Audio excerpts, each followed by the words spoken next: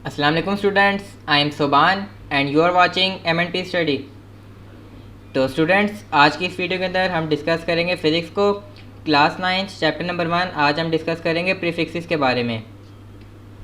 इससे पिछले लेक्चर में हमने इंटरनेशनल सिस्टम ऑफ यूनिट्स को डिस्कस किया था।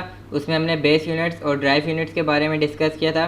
तो जिसने अगर मेरी पिछली वीडियो नहीं देखी तो उसका लिंक मैं डिस्क्रिप्शन में दे दूँगा, वहाँ से भी देख सकते हैं, या ऊपर आई बटन आ रहा होगा, आप उस पर भी क्लिक करके देख सकते हैं। अगर आप मेरे चैनल पर नए हैं, वीडियो पहली दफ़ा देख रहे हैं, तो चैनल को सब्सक्राइब कर दीजिएगा, और अगर मेरी वीडियो आपको अच्छी लगती है तो लाइक कर दीजिएगा। तो चलते हैं अपने लेक्चर की तरफ।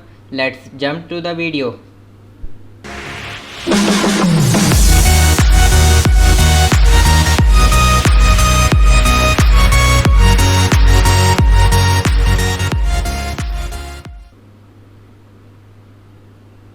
तो स्टूडेंट्स, प्रीफिक्सेस को अगर हम डिफ़ाइन करें तो उसकी डेफिनेशन कुछ यूँ बनती है।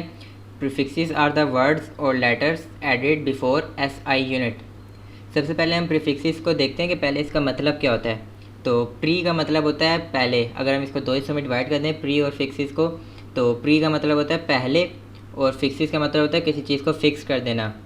तो इसका मतलब कुछ यूँ बनता है इसकी डेफिनेशन के मुताबिक भी, कि ऐसे वर्ड्स और लेटर्स जिनको हम SI यूनिट से पहले लगाते हैं उनको हम कहते हैं प्रीफिक्सेस। ठीक हो गया। तो अब ये क्या होते हैं प्रीफिक्सेस, ये देखते हैं। इसकी कुछ एग्जांपल्स होती हैं जैसे किलो, मेगा, गीगा, मिली एट्सेट्रा। तो इनका हमारी डेली लाइफ में बहुत बड़ा रोल है। ये हमारी बहुत बड़ी वैल्यूज़ या बहुत छोटी वैल्यूज़ को आसानी से प्रिसाइज करके हमारे सामने पेश कर देते हैं, जिससे हमें ईज़िली पता चल जाता है कि क्या वैल्यू है। अब जैसे कि हमें कोई वैल्यू लिखनी हो, जैसे फॉर एग्जांपल ये एक वैल्यू है 20,000।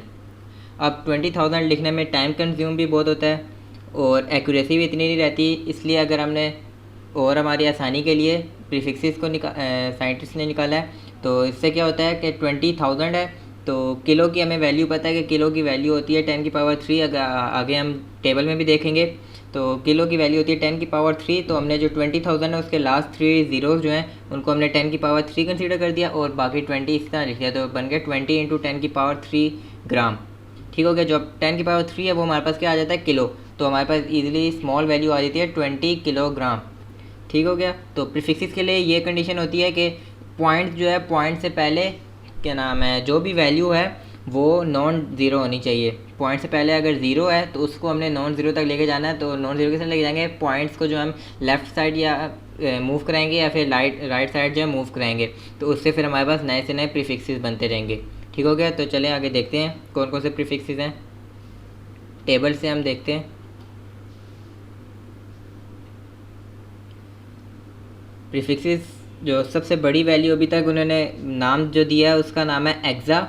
एक्सा का सिंबल होता है ई। ठीक हो गया। सिंबल हमारे लिए बहुत इंपॉर्टेंट है। सिंबल याद हो तो बड़ी, हमें उसका नाम नहीं लिखना पड़ता, सिंबल देख के हमें पता चल जाता है कि क्या वैल्यू है और क्या नाम है।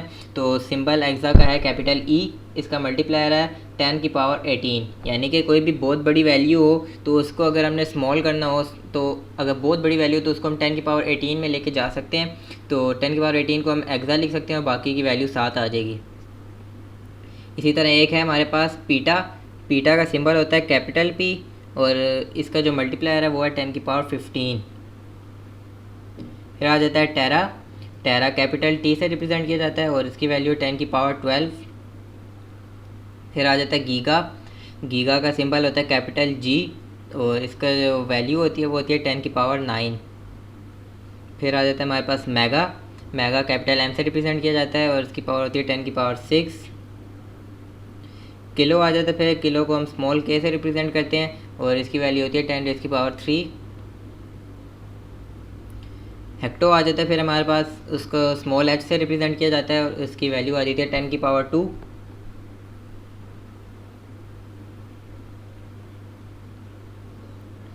फिर उसके बाद हमारे पास डेका आ जाता है। डेका को डी ए स्मॉल, दोनों स्मॉल होते हैं, उससे रिप्रेजेंट किया जाता है। इसकी वैल्यू आ जाती है 10⁻1। इसके बाद हमारे पास नेगेटिव वैल्यू की तरफ चले जाती है, मतलब जो छोटी वैल्यूज़ हैं उनको हम बड़ी वैल्यू कंसीडर करके जो उनकी वैल्यू है वो माइनस में लिख के उसको फिर हम प्रीफिक्सेस से एक्सचेंज कर देते हैं। तो इस तरह हमारे पास वैल्यू जो होती है मोर एक्यूरेट हो जाती है। तो इसलिए माइनस में हम देखते हैं डेसी को स्मॉल डी से रिप्रेजेंट किया जाता है, 10⁻⁻1 इसकी वैल्यू है। सेंटी आ जाता है, फिर हमारे पास सी से रिप्रेजेंट किया जाता है 10⁻² है इसकी वैल्यू। उसके बाद हमारे पास आ जाता है मिली, उसको स्मॉल m से रिप्रेजेंट किया जाता है और इसकी वैल्यू आ जाती है 10⁻³